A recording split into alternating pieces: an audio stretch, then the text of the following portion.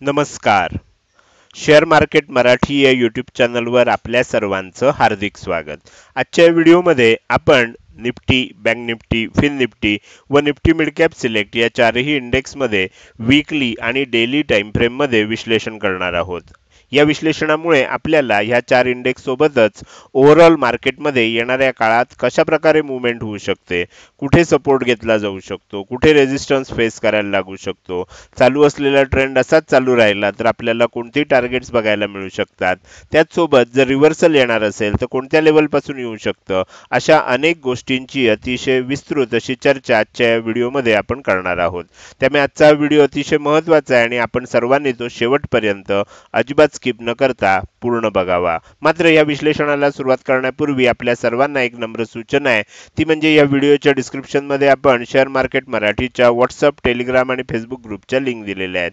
तुम्ही ते group join करू शकता. त्याचसोबत आपण तिथे शेअर मार्केट मराठीच्या वेबसाईटची लिंक सुद्धा उपलब्ध करून दिलेली आहे. आपण आपल्या वेबसाईटला अवश्य भेट द्या. या महत्त्वाच्या सूचनेनंतर आता आपण आपल्या मूळ विषयाकडे परत येऊया आणि आज शुक्रवारी इंडेक्समध्ये कशा प्रकारे मूवमेंट झाली व येणाऱ्या काळात कशा प्रकारे होऊ शकते याचं विश्लेषण करण्यासाठी डायरेक्टली जाऊया चार्टवर. आणि इथे मी बँक निफ्टीचा 15 मिनिटाचा चार्ट ओपन केलेला आहे. या चार्टवर आपण बघू शकतो की चार्टनुसार जर आपण बघायला गेलं तर आपल्याला लक्षात येईल की आज गॅप डाऊन ओपनिंग आपल्याला बघायला मिळालं. मी तुम्हाला दाखवतोय इथे गॅप डाऊन ओपनिंग झालं. आता जनरली काय होतं, काल ज्या पद्धतीनं शेवटी एक बाउन्स आलेला होता आणि आपण डे हायच्या आसपास जाऊन क्लोज केलं होतं, अशा वेळेला काय असतं, अपेक्षा अशी असते की आज गॅप अप ओपन होईल आणि बऱ्याच जणांनी त्यामुळे काय केलेलं असतं, BTSTचे ट्रेड घेतलेले असतात. म्हणजे शेवटी बाय करून ठेवलेलं असतं. आज गॅप अप ओपन झालं की लगेच प्रॉफिट बुक करायचं आणि बाहेर पडायचं, अशा हिशोबानं अनेकांनी BTSTचे ट्रेड घेतलेले असतात. त्याचबरोबर आपण जर काळजीपूर्वक बघितलं तर आपल्याला लक्षात येईल की एवढी मोठं जे आपल्याला एक बाउन्स बघायला मिळाला होता, ह्या बाउन्समध्ये काय होतं, ह्या बाउन्समध्ये अनेकांनी आपल्या पोझिशन होल्ड करून ठेवलेल्या असतात. आणि ज्या वेळेला आज थोडंसं गॅप डाऊन ओपन झालं, म्हणजे ज्यांनी पोझिशन होल्ड करून ठेवल्यात ते, किंवा ज्यांनी अगदी शेवटी BTST केलेलं असेल, बाय टुडे सेल टुमारो असं काल केलेलं असेल, त्यांना आज अचानक जेव्हा गॅपडाऊन ओपन होतं त्यानंतर काय व्हायला लागतं, लगेच लॉस दिसायला लागतात किंवा प्रॉफिट कमी होताना दिसायला लागतं. मग अशा वेळेला ते लोक काय करतात, ते लोक प्रॉफिट बुकिंग करतात. आणि ह्यामध्ये तुमच्या आमच्यासारखी जे अगदी नवीन लोक असतात त्यांचाच जास्त समावेश असतो. आणि म्हणून इथे एवढी मोठी आदल्या दिवशी मूवमेंट होऊन सुद्धा थोडंसं गॅपडाऊन झाल्यामुळे आपल्याला हे सेलिंग आलं. आणि कालचा व्हिडिओ जर तुम्ही काळजीपूर्वक बघितला असेल, आणि मी नेहमी सांगतो मी जे व्हिडिओ करतो हे काळजीपूर्वक बघत जा, कारण ह्याच्यामध्ये मी मागच्या जवळजवळ 10 वर्षाचा अनुभव तुम्हाला सांगत असतो. कालच्या व्हिडिओमध्ये मी हेच सांगितलं होतं, जर एखादी लेवल आहे इथे ओपन झालं आणि डायरेक्ट ब्रेकआउट मिळाला तर आपल्याला मोठी मूवमेंट वरच्या दिशेनं बघायला मिळू शकते, हे मी काल सांगितलं होतं. जर समजा ओपन इथे झालं, पहिल्यांदा खाली आलं आणि त्यानंतर वर येऊन जर ब्रेकआउट होत असेल तर मग वर जास्त मूवमेंट होणार नाही. याचं कारण आधी खाली आलेलं असल्यामुळे बायरला ह्या लेवलपासून ताकद लावावी लागणार आणि ह्या ब्रेकआउटला येईपर्यंत बरीचशी ताकद कमी झालेली असते. त्याऐवजी जर इथूनच ओपनिंग झाल्या झाल्या जर ही ब्रेकआउट लेवल असेल आणि ती लगेच आपण ब्रेक केली तर काय होऊ शकतं, मग मात्र ती ताकद आपल्याला जास्त लावावी लागत नाही इथे ब्रेकआउट करण्यासाठी. आणि मग एकदा ब्रेकआउट लगेच झाला की शॉर्ट कव्हरिंगचाही बेनिफिट आपल्याला मिळू शकतो आणि मग किंमत जास्त वर जाऊ शकते. आज तुम्ही काय बघू शकता, आज आपल्याला ओपनिंग नंतर पहिलं सेलिंग आलं आणि इथेच आपल्या लक्षात आलं की जरी बाउन्स आला तरी आज खूप मोठी मूवमेंट वरच्या दिशेनं होणार नाही. तर ह्या ज्या काही बारीक बारीक गोष्टी असतात, ज्या महत्त्वाच्या असतात, त्या आपल्याला लक्षात घ्याव्या लागतात. याला आपण कॉमन सेन्स म्हणू शकतो किंवा निरीक्षण म्हणू शकतो. पूर्वी अशा पद्धतीचं अनेक वेळा झाल्यानंतर आपल्याला असं का होतं ह्या गोष्टी लक्षात येतील. इथे काय झालं, खालचं पहिलं टार्गेट आहे त्याचा सपोर्ट घेतला गेला, बाउन्स आला, बाउन्स आल्यानंतर वरचं ब्रेकआउट मिळालं. पण मी आधीच सांगितलं होतं की हे ब्रेकआउट वरच्या लेवलचं होण्यासाठी आधी आपण खालच्या लेवलच्याही खाली गेलो होतो. तर त्यामुळे इथपासून बाहेरला ताकद लावून जेव्हा वर आणायला लागतंय त्यावेळेला काय होणार, आता वर जास्त आपल्याला त्यानंतर आणखीन मोठी मूवमेंटची अपेक्षा ठेवता येणार नाही आणि त्यानंतर तुम्ही बघू शकता पहिल्या तास दीड तासानंतर 2 तासानंतर मार्केटमध्ये कुठलीही मूवमेंट झाली नाही. म्हणजे ह्या 100 पॉइंटमध्येच बँक निफ्टी पूर्ण अडकून बसलेलं आपल्याला बघायला मिळालं. पूर्ण दिवसभर आपल्याला साइडवेज मूवमेंट बघायला मिळाली. अर्थात इथे सुद्धा तुम्ही बघू शकता की ह्याला सुद्धा आपण काय म्हणू शकतो, एक पोल तयार झालाय आणि हा फ्लॅग आहे. म्हणजे हा एक दांडा आहे आणि त्याच्यावर हा एक झेंडा आहे. तर अशा पद्धतीनं पोल अँड फ्लॅग मूवमेंट झाली आहे. जर समजा आजच त्याचं कुठेतरी दुपारच्या सत्रामध्ये ब्रेकआउट आलं असतं तर मग एक मोठी मूवमेंट होऊ शकली असती. मात्र तसं काही झालं नाही. त्यामुळे आता आपल्याला मंगळवारची वाट बघावी लागणार आहे. या आठवड्यात वीकेंड थोडासा लॉंग आहे, कारण शनिवार रविवार तर आपल्याला सुट्टी असतेच. सोमवारी मुंबईमध्ये मतदान असल्यामुळे आणि सर्व एक्सचेंजेस मुंबईमध्येच असल्यामुळे सोमवारी मार्केटला सुट्टी आहे. त्यामुळे डायरेक्टली मंगळवारी आपल्याला बघावं लागणार आहे की मार्केटमध्ये ओपनिंग कशा प्रकारे होतं. तर हे झालं आज बँक निफ्टीमध्ये कशा प्रकारे मूवमेंट झाली. आता आपण बघणार आहोत येणाऱ्या काळामध्ये बँक निफ्टीमध्ये कशा प्रकारे मूवमेंट होऊ शकते. त्यासाठी मी काय करतोय, सगळ्यात पहिल्यांदा हा जो चार्ट आहे हा वीकली टाइम फ्रेम मध्ये ओपन करतोय. वीकली टाइम फ्रेम मध्ये ज्या वेळेला आपण बघतोय तर इथे तुमच्या एक गोष्ट लक्षात आली असेल की मागचे बरेच दिवस म्हणण्यापेक्षा वीकली चार्ट म्हणतोय बघतोय म्हणून बरेच आठवडे आपण हळूहळू वर जातोय. मात्र वर येता येता म्हणजे इथून थोडंसं वर गेलं लगेच खाली आलं, परत थोडंसं वर गेलं परत खाली आलं. म्हणजे वर जातानाची मूवमेंट जी असते ना ही नेहमी अशा पद्धतीची असते. तुम्हाला लक्षात येईल की वर जाताना कधीही आपण वन वे किंवा एक फ्लो मध्ये फार कमी वेळा वर जाताना आपल्याला बघायला मिळतं.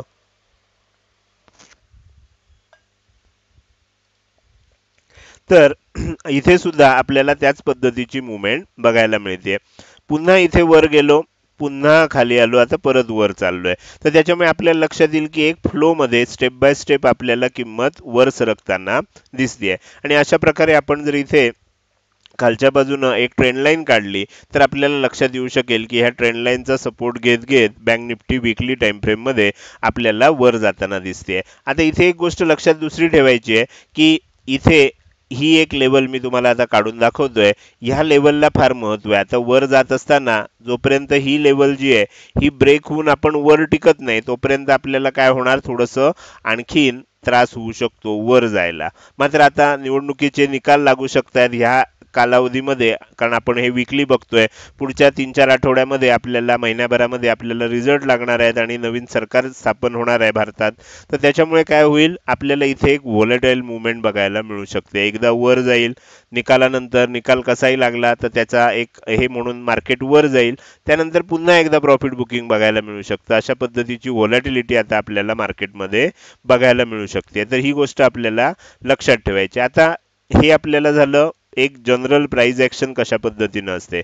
आता स्पेसिफिक प्राइस ऍक्शन आपल्याला बघायची झाली, वर जात असताना आपल्याला कोणत्या लेवल इम्पॉर्टंट आहेत, कुठे आपल्याला अडचण येऊ शकते, कुठे आपल्याला सपोर्ट मिळू शकतो. तर त्याच्यासाठी आपण काय करूया, हा जो हाय बनला होता आणि त्याच्यानंतर हा जो लो बनला होता इथे आपण एक फिब रिट्रेसमेंट लेवल लावूया. म्हणजे आपल्याला काय होऊ शकेल, अगदी क्लिअर कट चित्र दिसू शकेल. मी मुद्दाम जास्तीत जास्त झूम करण्याचा प्रयत्न केलाय.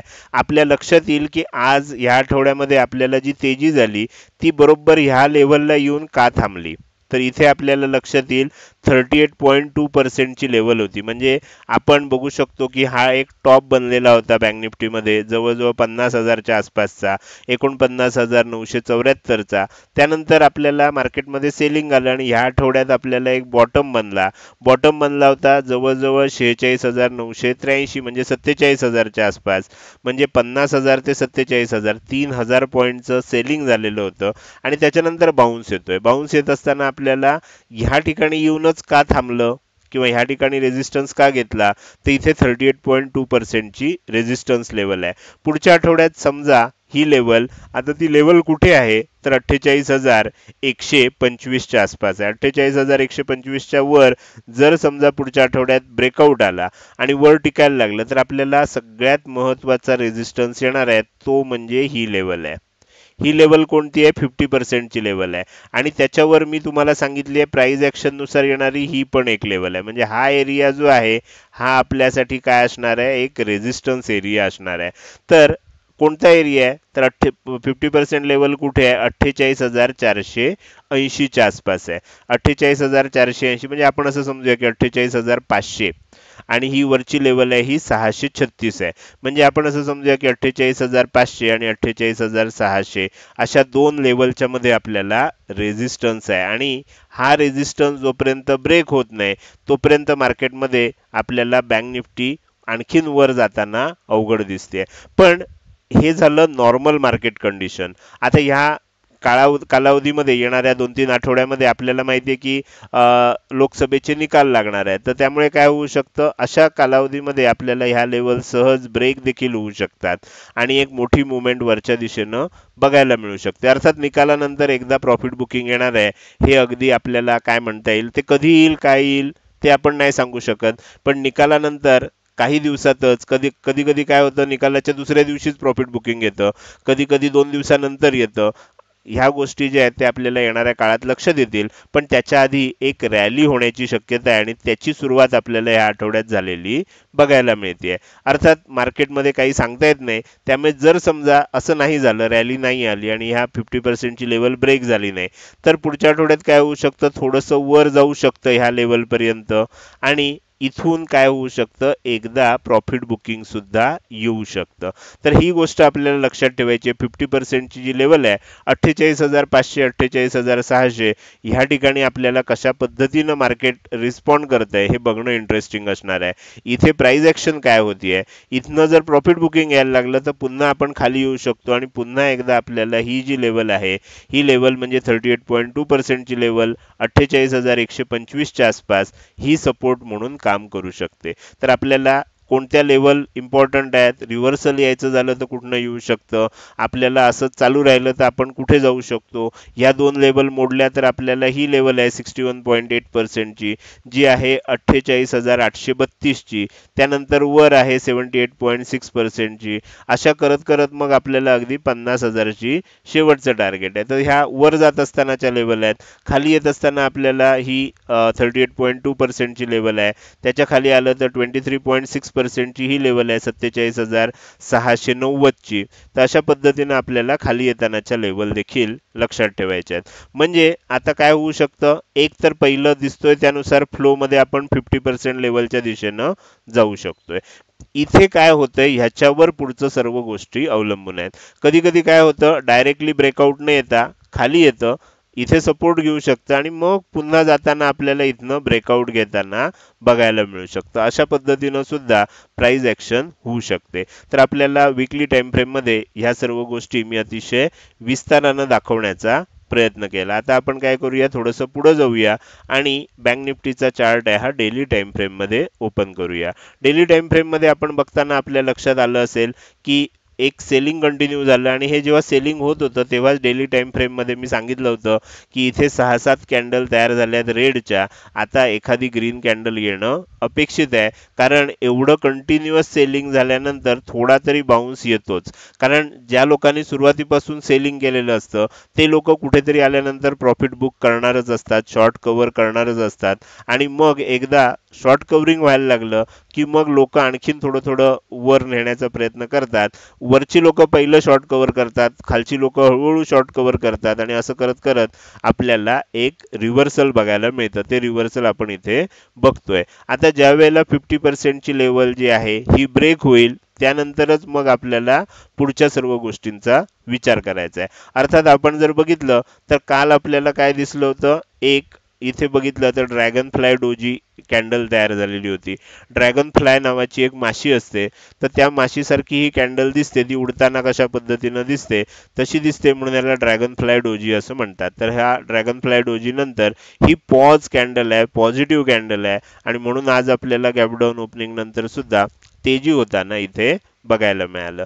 तर आता आपलं टार्गेट लक्षात आलंय तुम्हाला 48,500 ते 48,625 या लेवलचं आपल्याला वर जात असतानाचं टार्गेट आहे. तर हे झालं बँक निफ्टीचं अनालिसिस. आता आपण थोडंसं पुढे जाऊया आणि मी निफ्टीचा चार्ट ओपन करतोय.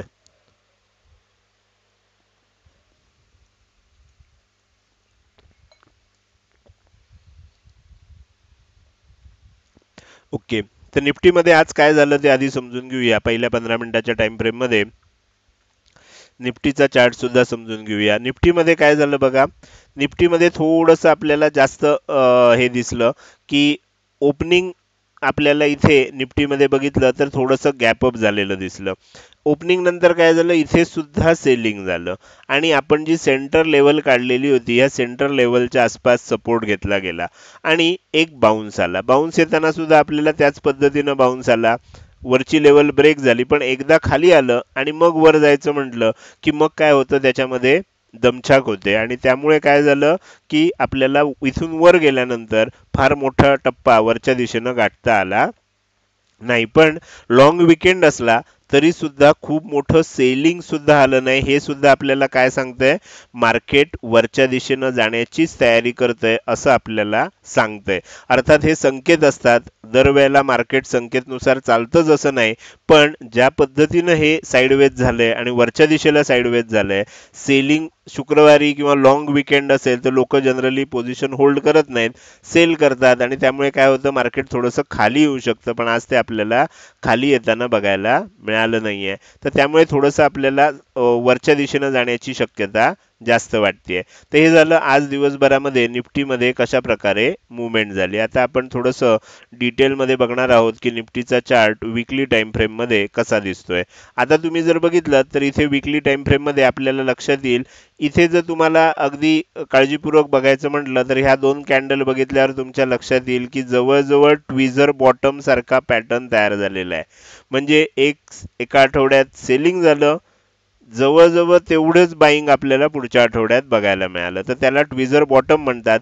अर्थात थोडासा मिस अलाइन झालाय, हा हाय वर राहिलाय, हा हाय थोडासा खाली राहिलाय. हे दोघं जर एका लेवलमध्ये असते आणि एकसारखी बॉडी जर तयार झाली असती तर मग आपल्याला जास्त चांगल्या पद्धतीनं तो ट्विझर बॉटम पॅटर्न सारखा दिसला असता. अर्थात तरी सुद्धा आपण बघू शकतो की इथनं वर जायची शक्यताच आपल्याला जास्त दिसते. तर आता इथे आपल्याला वर जात असताना कोणकोणत्या लेवल्स आपल्याला सपोर्ट किंवा रेजिस्टन्स बनू शकतात हे समजून घेण्यासाठी आपण टॉपला फिबोनाची रिट्रेसमेंटचं मार्क करूया, बॉटमला मार्क करूया. आता इथे जर तुम्ही बघितलं तर तुमच्या लक्षात येईल की ह्या आठवड्यामध्ये आपण काय केलं, लो सुद्धा बनवला आणि त्यानंतर बाउन्स करत आपण 61.8% ची लेवल सुद्धा वरच्या दिशेनं ब्रेक केली आहे.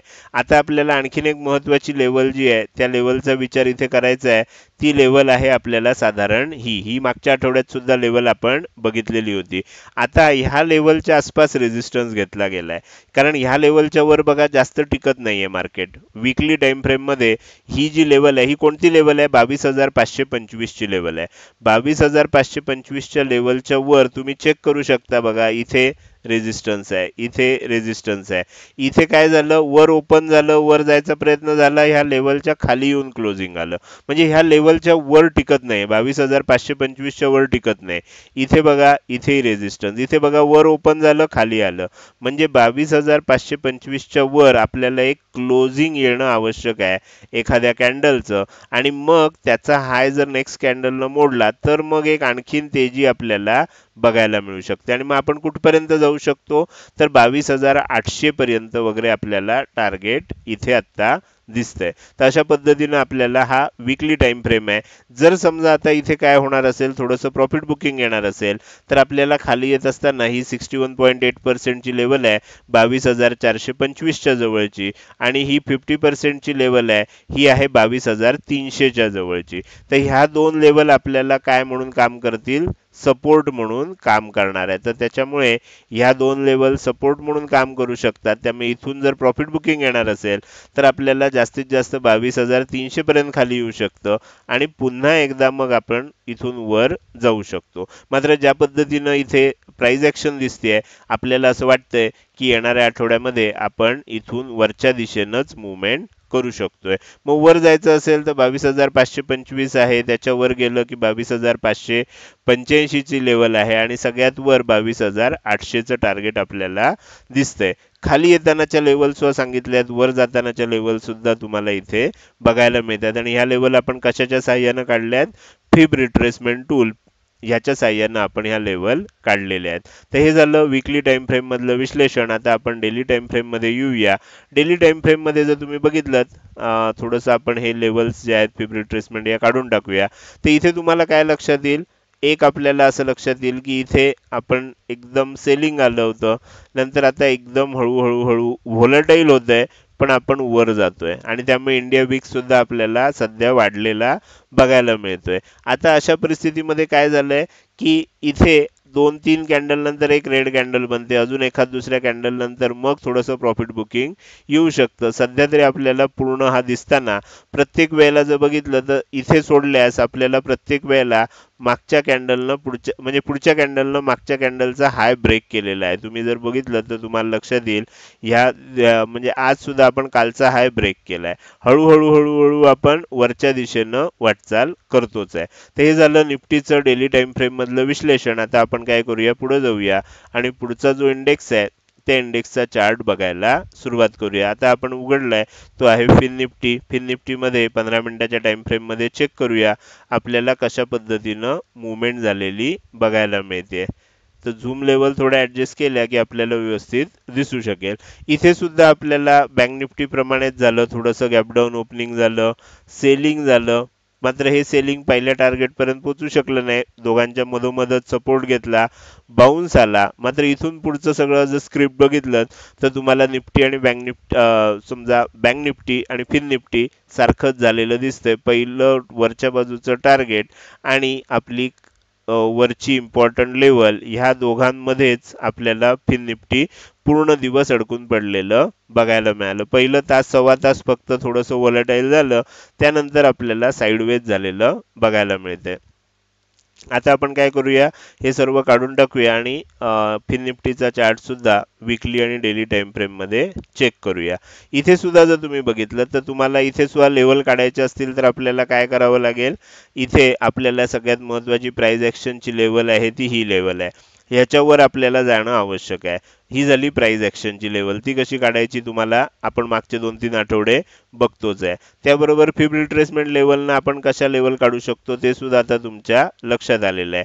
आता इथे जर तुम्ही बघितलं तर तुमच्या लक्षात येईल की आपल्याला फिन निफ्टीमध्ये सुद्धा इथून वर येताना ह्या लेवलच्या आसपास आल्यावरच रेजिस्टन्स का घेतला गेला, तर इथे 50% ची लेवल आहे, 21,535 च्या आसपास 50% लेवल आहे. म्हणून ह्या आठवड्यामध्ये आपण त्या आसपासच हाय बनवलेला आपल्याला दिसतोय. पुढच्या आठवड्यात समजा ही 50% ची लेवल ब्रेक झाली वरच्या बाजूनं, तर वर जात असताना आपल्याला कोणतं टार्गेट बघायला मिळू शकतं, 21,675चं म्हणजे 61.8%चं. त्याच्याही वर टिकत असेल तर 21,880चं म्हणजे 78.6%चं. असं करत करत आपल्याला अगदी 22,136च्या आसपासचं फायनल टार्गेट सुद्धा येणाऱ्या काळात बघायला मिळू शकतं. हे झालं इथून वर जाणार असेल तर. खाली येणार असेल तर 50%चा रेजिस्टन्स घेऊन जर खाली येणार असू तर आपल्याला ही जी लेवल आहे 38.2%ची ती लेवल आहे 21,400च्या आसपास, तर तिथे आपण सपोर्ट घेऊ शकतो. तिथनंही खाली येणार असू तर मग आपल्याला ही जी 23.6%ची लेवल आहे 21,218च्या आसपास इथे सपोर्ट घेऊ शकतो. तर फिब रिट्रेसमेंट मध्ये काय होतं, वर जातानाचे टार्गेट लेवल आणि खाली येतानाचे टार्गेट लेवल आपल्याला सहजपणानं काढता येऊ शकतात. तर हे झालं आपल्याला फिन निफ्टीचा चार्ट आणि तो सुद्धा आपण वीकली टाइम फ्रेम मध्ये चेक केला. आता आपण फिन निफ्टीचा चार्ट जो आहे हा डेली टाइम फ्रेम मध्ये चेक करूया. तर इथे मी डेली टाइम फ्रेम मध्ये ओपन करतोय. सेम चार्ट आहे त्यामुळे जास्त एक्सप्लेन करण्याची गरज नाहीये, तुमच्या लक्षात आलंच असेल ज्या पद्धतीने इथे सेलिंग झालं त्यानंतर एक बाउन्स येतोय आणि टप्प्याटप्प्यानं आपण वर जातोय. तर हा सेम आपल्याला निफ्टी बँक निफ्टी प्रमाणेच आहे, त्यामुळे ह्याचं मी जास्त काही एक्सप्लेनेशन तुम्हाला सांगत नाही. त्यानंतर आपण पुढे जाऊया आणि शेवटचा आपला जो इंडेक्स आहे निफ्टी मिड कॅप सिलेक्ट, तर निफ्टी मिड कॅप सिलेक्ट मध्ये आज कशा पद्धतीनं मुवमेंट झाली हे समजून घेण्याचा प्रयत्न करूया. त्यासाठी मी 15 मिनिटाच्या टाइम फ्रेम मध्ये हा चार्ट ओपन करतोय आणि ह्या चार्ट मध्ये आपण चेक करूया की कशा पद्धतीनं आज मुवमेंट झाली. इथे थोडंसं काय झालं बघा, इथे थोडंसं आपल्याला गॅप अप ओपनिंग बघायला मिळालं. गॅप अप ओपनिंग झाल्यानंतर काय झालं, थोडंसं मी झूम लेवल आणखीन ऍडजस्ट करतो म्हणजे तुम्हाला व्यवस्थित दिसू शकेल. ओके, तर इथे आपल्याला दिसतंय की गॅप अप ओपन झालं. गॅप अप ओपन खूप झाल्यामुळे काय झालं की की ओपनिंग नंतर एक सेलिंग आलं. आपल्याला माहिती आहे की आदल्या दिवशीचं ज्या एरियात क्लोजिंग झालेलं असतं या एरियामध्ये सपोर्ट घेतला जातो. गॅप अप ओपनिंग नंतर जर सेलिंग आलं तर त्यानुसार ह्या एरियामध्ये सपोर्ट घेतला गेला आणि आपण इथेच काय केलं होतं, दोन इम्पॉर्टंट लेवल सुद्धा काढलेल्या होत्या. म्हणजे आपल्या इम्पॉर्टंट लेवलमध्येच सपोर्ट घेतला गेला, बाउन्स आला. बाउन्स आल्यानंतर मात्र आपल्याला वरच्या बाजूचं पहिलं टार्गेट आहे हे कधीही आपल्याला ब्रेक करता आलं नाही. त्याचसोबत ही गोष्टही लक्षात ठेवायची आहे की आपल्याला वरच्या बाजूची इम्पॉर्टंट लेवल सुद्धा आपल्याला ब्रेक होऊन नंतर खाली आलेलं नाही. सगळ्या इंडेक्समध्ये आपल्याला ह्याच पद्धतीनं साईडवेज मुवमेंट बघायला मिळाली. आता ह्या साईडवेज मुवमेंटमुळे होतं काय, दोन तीन गोष्टी होतात. एक म्हणजे ही गोष्ट कळते की वरच्या टॉपला सेलिंग येत नाहीये, म्हणजे बाईंगच्या दृष्टीनं आपण थोडंसं कॉन्फिडन्स होऊ शकतो. दुसरी महत्वाची गोष्ट काय असते, ऑप्शन ट्रेडरसाठी हे किंवा जे ऑप्शन बाईंग करतात त्यांच्यासाठी ही धोक्याची घंटा असते. कारण इतकं साईडवेज, इतक्या व्हॉलॅटिलिटी नंतर इतकं साईडवेज जर राहत असेल तर ऑप्शनच्या प्राइजेस डीके व्हायला सुरुवात होते, कमी व्हायला सुरुवात होते आणि त्यामुळे ऑप्शन बाय करणाऱ्यांना ह्या पूर्ण एरियामध्ये अजिबात प्रॉफिट होऊ शकत नाही. त्यांनी पुट बाय केला तरी त्यांना लॉस होतो आणि कॉल बाय केला तरी त्यांना लॉस होऊ शकतो. ही गोष्ट आपल्याला इथे लक्षात ठेवायची आहे. तर हे झालं फिन निफ्टीमध्ये आज कशा पद्धतीनं मुवमेंट झाली. आता आपण काय करणार आहे, फिन निफ्टीचा चार्ट सुद्धा वीकली आणि डेली टाइम फ्रेम मध्ये बघणार आहोत. सगळ्यात पहिल्यांदा मी वीकली टाइम फ्रेम मध्ये ओपन करतोय. तर इथे आपल्या लक्षात येईल की फिन निफ्टीनं आपल्याला काय केलंय, नवीन लाईफ टाइम हाय आपल्याला बनवलेला इथे दिसतोय आणि निफ्टी मिड कॅप सिलेक्टनं आपल्याला हा नवीन लाईफ टाइम हाय बनवताना हा जो आपला पूर्वीचा हाय होता त्यानंतर तो इथे ब्रेक झाला होता आणि त्यानंतर आपल्याला इकडे म्हणजे ही लेवल जी होती ही रेझिस्टन्सची लेवल होती जी आपल्याला आतापर्यंत बघायला मिळत होती. मात्र आता आपण काय केलं, इथे ओपन होऊन ती लेवल ब्रेक करून नवीन लाईफ टाइम हाय आपल्याला बनवलेला आहे. मग अशा वेळेला काय होतं, अशा वेळेला आपल्याला थोडं सावध राहावं लागतं. कारण इथून वर आपल्याला प्राइस ऍक्शन नुसार किंवा आपण टेक्निकल अनालिसिस नुसार वरची टार्गेट फारशी काढू शकत नाही. काढायची ठरवली तर आपल्याला काढता येऊ शकतात. कशा पद्धतीनं काढायची असतात ते मी तुम्हाला दाखवतो. मग अशा वेळेला काय करायचं, तुम्ही बघू शकता की एकदा हे सेलिंग झालं होतं, त्यानंतर हा बाउन्स आलाय, बरोबर. आता हा बाउन्स येऊन नवीन लाईफ टाइम हाय बनलाय आणि वन वे वर जातोय म्हटल्यावर आपल्याला आता पर्याय नाही. आपल्याला काय करावं लागेल, आपल्याला जर इथे जी मुवमेंट कंप्लीट झाली, आता तुम्ही लक्षात घ्या फिब रिट्रेसमेंट लेवल लावताना अनेकांना प्रश्न पडतो, सर कुठे लावायची, म्हणजे हा हाय आणि हा लो सिलेक्ट करायचा की हा हाय आणि हा लो सिलेक्ट करायचा. तर जनरली आपण काय करतो, जी मुवमेंट कंप्लीट झाली आहे त्याला लावण्याचा प्रयत्न असतो. कधी कधी आपल्याला अपवादात्मक परिस्थितीमध्ये ह्याला सुद्धा लावावा लागतो, पण ते आपण नंतर बघणार आहे. आता आपण काय बघणार आहे, ह्या दोन मुवमेंट मध्ये जर तुम्ही बघितलं, ही पहिली मुवमेंट खाली येण्याची आणि वर जाण्याची दुसरी मुवमेंट. तर ही पहिली मुवमेंट खाली येण्याची पूर्ण झालेली आहे, दुसरी मुवमेंट वर जाण्याची अजून पूर्ण झालेली नाही. मग जी मुवमेंट पूर्ण झाली आहे तिथे आपण काय करणार आहे, फिब रिट्रेसमेंट लेवल लावणार आहे. म्हणजे तुम्हाला त्याच्या साहाय्यानं वरची टार्गेट सुद्धा काढता येतात. मी तुम्हाला दाखवतो. आता इथे बघा, ज्या वेळेला इथनं ब्रेकआउट झाला तर वरचं टार्गेट आपण आता कसं काढणार, तर वरचं टार्गेट आपल्याला इथे दिसतंय. ओके, म्हणजे 141.40% हे लेवल आहे. तर इथून वर जाताना आता आपल्याला 11,560 च्या आसपास पहिलं टार्गेट आहे. त्यानंतर वरचं टार्गेट 11,775 च्या आसपास दुसरं टार्गेट आहे. असं करत करत आपल्याला वरची सगळी टार्गेट्स तुम्हाला इथे, अगदी तिसरं टार्गेट खूप मोठं आहे ते वर कुठपर्यंत आहे ते आपल्याला बघायला मिळू शकतं. तर फिब रिट्रेसमेंट लेवलच्या साहाय्यानं आपण ही अशा प्रकारे टार्गेट्स काढू शकतो. ही गोष्ट आपल्याला लक्षात ठेवायची आहे.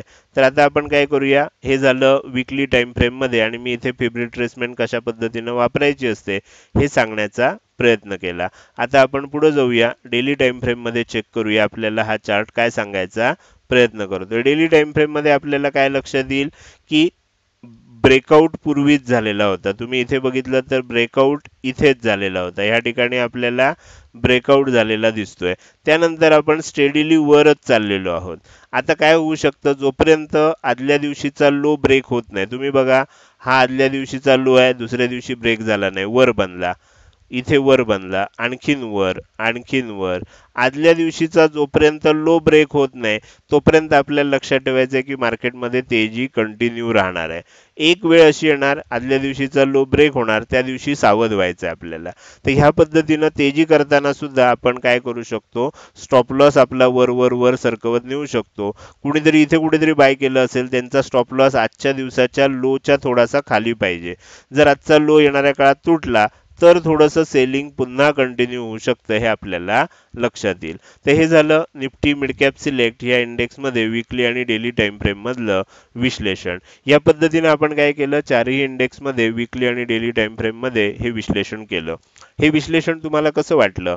जर हे विश्लेषण तुम्हाला आवडलं असेल तर नक्कीच तुम्ही या व्हिडिओला एक लाईक करू शकता आणि कसं वाटलं हे कमेंट सेक्शनमध्ये टाईप करून सांगायला अजिबात विसरू नका. लक्षात ठेवा, तुमची एक लाईक आणि एक चांगली कमेंट हीच माझ्यासाठी प्रेरणा असते, ज्याच्या सहाय्यानं रोजच्या रोज विश्लेषणाचे व्हिडिओ मी बनवत असतो. त्यामुळे व्हिडिओ आवडल्या लगेच लाईक करा. कसा वाटतोय, काही सूचना द्यायच्या आहेत का, त्या तुम्ही कमेंट सेक्शनमध्ये टाईप करून नक्की देऊ शकता. आजचा हा व्हिडिओ तुम्ही अजूनपर्यंत बघताय आणि अजूनही जर तुम्ही शेअर मार्केट मराठी या आपल्या यूट्यूब चॅनलला सबस्क्राईब केलं नसेल तर कृपया सबस्क्राईब करा आणि शेजारी असणाऱ्या बेल आयकनला क्लिक करून ऑल असं नोटिफिकेशन निवडा.